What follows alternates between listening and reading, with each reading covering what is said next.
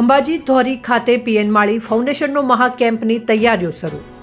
અંબાજી ધોરી ખાતે ભાદરવા મહિનાના મેળા દરમિયાન પીએન માળી ફાઉન્ડેશન દ્વારા દર વર્ષે યોજાતો મહાકેમ્પ આ વર્ષે પણ ભવ્ય આયોજન સાથે થવાનો છે.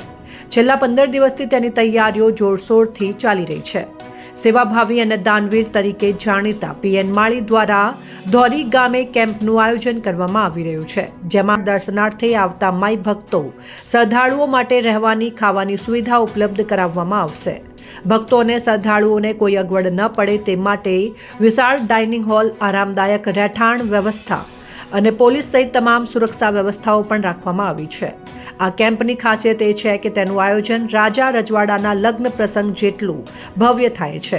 પીએન માળી ફાઉન્ડેશનનું માનવું છે કે આ સેવા કાર્ય માં જગદંબાના આશીર્વાદથી સફળ બને છે અને સમાજ સેવામાં તેમનો હેતુ નિસ્વાર્થ સેવાભાવ સાથે જનસેવા કરવાનું છે.